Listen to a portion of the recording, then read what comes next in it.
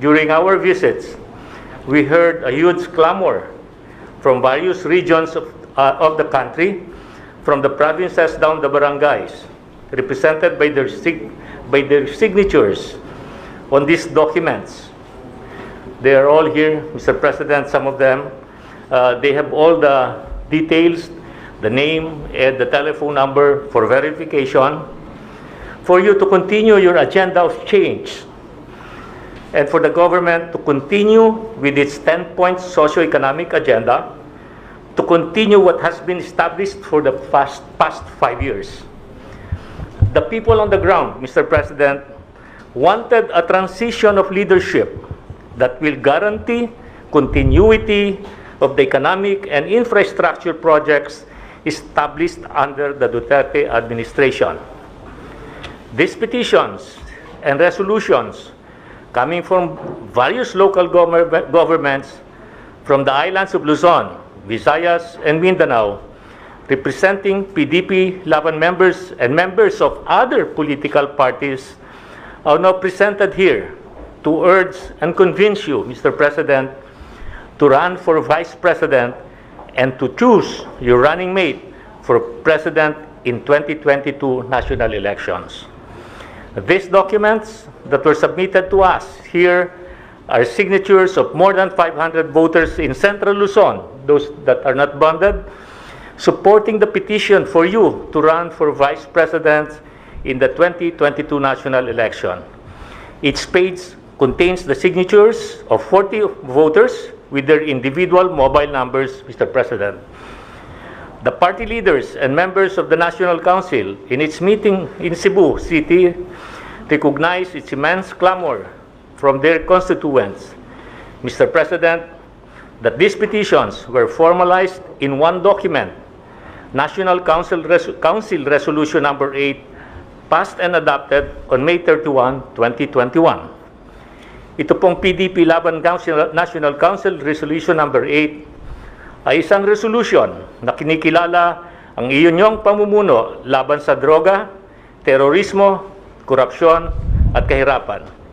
At gusto nila na ipagpatuloy ninyo ang mga programang pang-ekonomiya at mga proyektong infrastruktura na naantala ng COVID-19 pandemic. Dahil dito, Mr. President, ang PDP Laban National Council ay nananawagan sa inyo na pakinggan at tugunan ang kahilingan ng kanilang mga nasasakupan na kayo ay tumakbo bilang Vice Presidente sa darating na halalan sa 2022. At upang makasiguro na mapapatuloy ang inyong mga nasimulan na mga polisi at programa, lalo't higit sa droga, peace and order at economic and infrastructure projects, kakibat nito, kayo ay malayang makakapili ng inyong magiging katuwang bilang kandidato sa pagkapresidente sa susunod na halalan. Ito po lahat ay aming sinusumite sa inyo, mahal na Pangulo, para sa inyong konsiderasyon. Salamat po. Salamat, Secretary Cuse. I am touched by the outpouring of sentiments, at least yung grupo sa PDP, urging me to run for Vice President. I remember that I made a statement a few days ago because of the incessant attacks on my person na kung anong pinagsasabi, out of the blue, lumabas yung ano ko sa utak na kung ganito lang pala na babawiin ninyo ako, ano pa kaya kung wala na ako sa presidente, pagka-presidente. So I saw the toxic behavior displayed by some, and those who would also are posturing to run for president. I have avoided actually the opportunity to say something about the presidency. Pero yung inaatake ka, tapos with the statement of Pacquiao that triple, double ang corruption, uminit yung ulo ko. You know, I've been trying really my very best to curb corruption. Hindi ko maalis yan overnight. But I have made a little progress in terminating, dismissing individuals. I cannot abolish offices, but I can dismiss employees. So, wag ako, wala tayong promises. Kung tatakbo ako vice-presidente, hindi ko kaibigan yung maging presidente, I would be reduced to inutility. Pero somehow, kung nandyan ako, I will find a way to be productive and just see to it that the Filipinos are not really pushed to the wall.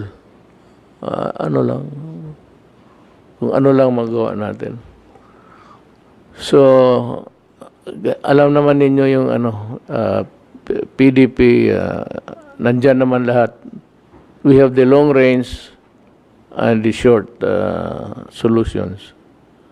Ako, kasi kung magtakbo ako at maawa ang Panginoong Diyos, manalo pa ako. Kung may boboto pa sa akin, kung lahat lang PDP ang boboto lang, tapos wala na tayo. The time to recruit a new breed. We cannot be too presumptuous about these things, you know. Hindi, So, yan ang message ko, tatanggapin ko yan. I need not really read, yung ko lang, recover letters.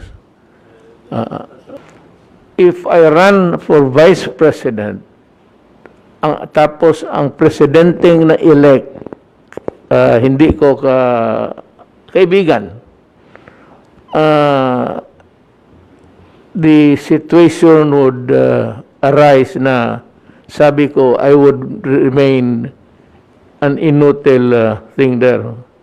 Kasi pag wala kang sa presidente, suporta, wala ka talaga. Ito ang dilemma ko. The president that will win must be a friend of mine to whom I can work with.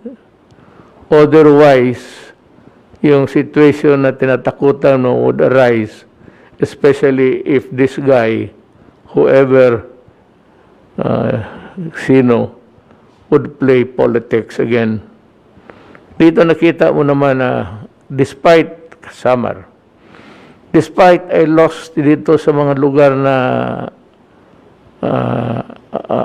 of course I cannot mention, sinabi ko talaga kay Ben Jokno noon, sinabi ko, sir, hatiin mo lahat, all. Kaya Samar got his year, though I lost in Samar. Sabi ko nga, wala ako sa politika na kasi panalo na ako.